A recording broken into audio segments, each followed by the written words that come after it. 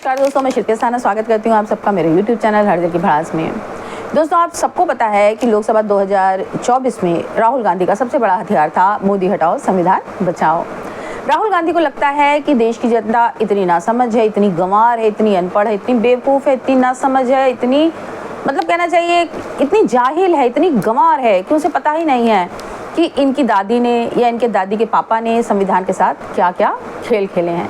इनकी दादी ने तो संविधान का मतलब इतना गलत शब्द है कि मुझे बोलना नहीं चाहिए, संविधान के साथ दुष्कर्म तक कर डाला था इनकी दादी ने 1975 में, जब उन्होंने इमरजेंसी लगाई थी।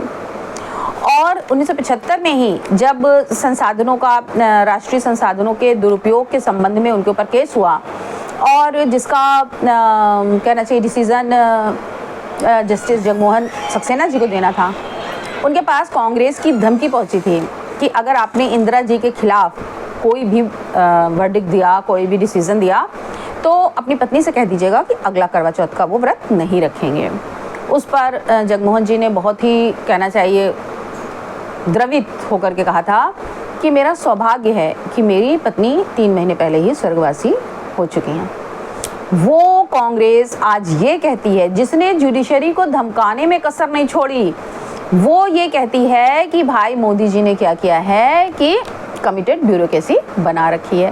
कांग्रेस ने कमिटेड ब्यूरोक्रेसी के साथ साथ कमिटेड जुडिशरी बना रखी थी।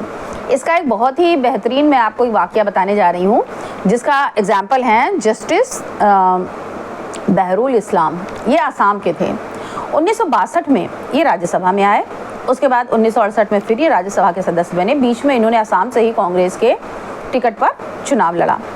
उसके बाद क्या हुआ कि 1972 में इन्होंने राज्यसभा से इस्तीफा दिया और इंदिरा जी ने डायरेक्टली इनको गुवाहाटी हाई कोर्ट का जज बना दिया। मतलब आप देखिए, अपने सांसद को, अपनी पार्टी के पॉलिटिशियन को इन्होंने उठा करके जुडिशरी में एक जज बना दिया, जहां से वो चीफ जस्टिस के पद से रिटायर हुए। उसके बाद फिर वो पॉलिटिक्स में आए, अब फिर वो राज्यसभा के सांसद बन गए। उसके 9 महीने बाद फिर इन्होंने, इंदिरा जी ने उनको उठा के डायरेक्टली सुप्रीम कोर्ट में जज के पद पर नियुक्त कर दिया। मतलब तब जुडिशरी इंदिरा जी के कदमों में पड़ी रहती थी। उस समय किसी को नहीं पता था कि देश के साथ, देश की न्यायपालिका के साथ क्या हो रहा है, देश के संविधान के साथ क्या हो रहा है, या देश किधर जा रहा है। देश में कोई क्या कहते हैं, हिटलर तो नहीं है, देश में कोई तानाशाह तो नहीं है। उसके बाद वहाँ से बिहार के एक सीएम थे जगन्नाथ मिश्रा जी। उनके ऊपर एक करप्शन के केस चल रहा था। उस केस में उन्होंने उनके पक्ष में डिसीज़न दिया। उसके बाद फिर वो सुप्रीम कोर्ट से इस्तीफा दे करके वो वापस संसद में आ गया, राज्यसभा में आ गया। तो ये खेल खेलती थी राहुल गांधी जी की दादी जी, जो politician to judiciary, again judiciary to politician. बड़ा आसान खेल था, जैसे कि मान लीजिए कि धरती से स्वर्ग और फिर स्वर्ग से धरती, इतना आसान था उनके लिए सब चीज़ें करना। उनका पोता आज ये कहता है कि भाई मोदी जी को हटाओ और देश के संविधान को बचाओ।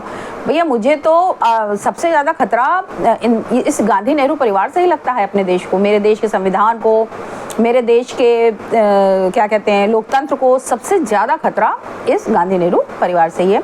मैं ईश्वर से यही प्रार्थना करूँगी कि भविष्य में कभी भी ऐसे तानाशाह का परिवार का कोई भी मेंबर हमारे देश का मुखिया ना बनने पाए, वरना हमारे देश की जनता तिल तिल कर मरेगी।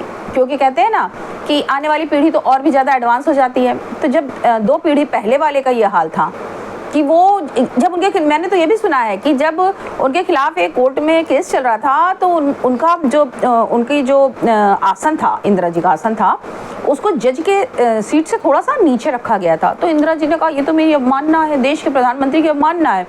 मतलब वो अपने आप को न्यायपालिका से ऊपर समझते हैं, और समझे भी क्यों ना, क्योंकि वो न्यायपालिका को अपने जूते की नोक पर लेकर के चलते थे। अगर आपको मेरी ये जानकारी रोचक लगी हो तो प्लीज़ मेरे चैनल को लाइक कीजिए, सब्सक्राइब कीजिए और शेयर कीजिए। तब तक के लिए जय हिंद, जय श्री राम।